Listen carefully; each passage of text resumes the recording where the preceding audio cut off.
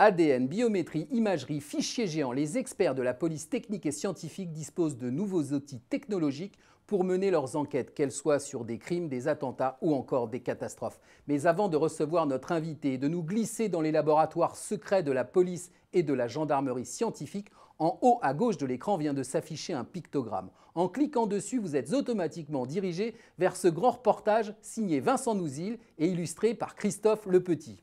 Vincent, merci d'avoir accepté notre invitation. Waouh! Votre reportage est plus palpitant qu'une série télé. Alors, qui sont ces experts et que font-ils?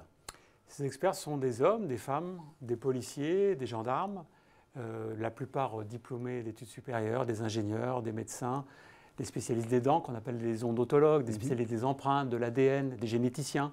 Donc plutôt des gens avec un gros cerveau et qui vont sur les scènes de crime ou de catastrophes pour aider les enquêteurs de police judiciaire ou de gendarmerie à évidemment tenter d'y voir clair sur ce qui a pu se passer. Alors justement, vous parlez d'experts, est-ce qu'ils ressemblent un peu aux experts que nous connaissons dans les séries télévisées?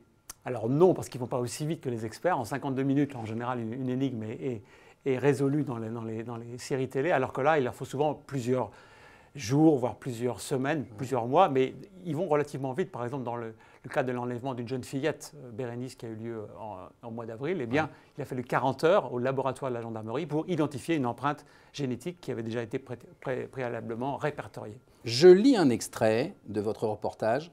Le boom de l'ADN a dynamisé les laboratoires et les experts. Le fichier national automatisé des empreintes génétiques a ainsi établi 26 000 rapprochements l'an dernier, un chiffre en augmentation constante à comparer aux 2 cas trouvés en 2002. Oui, c'est énorme parce qu'en fait, ce fichier d'empreintes génétiques, qui avait été un peu contesté d'ailleurs au départ, maintenant il est riche de près de 3 millions de personnes en France, des gens qui ont été suspectés dans tout type d'affaires et qui sont donc enregistrés. Alors après, quand on trouve une scène de crime avec des traces non identifiées, eh bien, les enquêteurs tentent d'isoler l'ADN et puis de le rapprocher de ce fameux fichier. Et c'est ce fichier qui est redoutablement efficace puisqu'on peut identifier des personnes et parfois on identifie des parents des personnes avant d'identifier des suspects. Donc l'outil informatique est devenu absolument stratégique pour les enquêtes. Vous détaillez 3 grandes innovations dans votre reportage, parmi lesquelles l'ADN rapide. Qu'est-ce que c'est que l'ADN rapide? Alors l'ADN rapide, c'est un outil, une petite machine portable qui fait à peu près 15 à 17 kilos et qui commence à être utilisé par le FBI pour faire de l'identification de l'ADN sur le terrain, c'est-à-dire sur une scène de crime. On sait normalement qu'il faut une salle blanche, des conditions scientifiques particulières, sanitaires très strictes pour isoler un ADN. Mais là, dans cette petite machine, permet en temps réel, en moins de 2 heures, d'identifier un ADN. Et si, par exemple, on a un suspect en garde à vue, eh bien, on peut évidemment tout de suite matcher et voir si c'est la personne qui a laissé des traces. Mais tout commence toujours par la prise de la scène de crime. La scène de crime, c'est évidemment le lieu qu'il faut préserver, ou d'une catastrophe, par exemple la catastrophe de Germain-Louise au mois de mars. Donc les experts interviennent tout de suite pour sécuriser la zone, et puis la photographie sous tous les angles. Alors, avec des caméras qui tournent à 360 degrés, avec des lasers qui permettent de modéliser la scène et de la revoir finalement en 3 dimensions, avec des drones qui survolent la zone quand on a un accès difficile par exemple.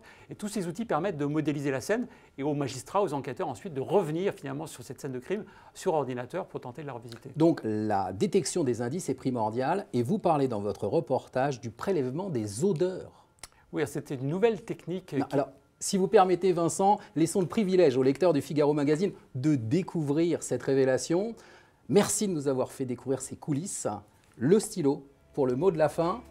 Quant à vous qui nous regardez, retrouvez dès à présent ce grand reportage du Figaro Magazine en cliquant sur le pictogramme qui s'est affiché en haut de l'écran. Bonne lecture et à la semaine prochaine pour un nouveau Inside, les coulisses du Figaro.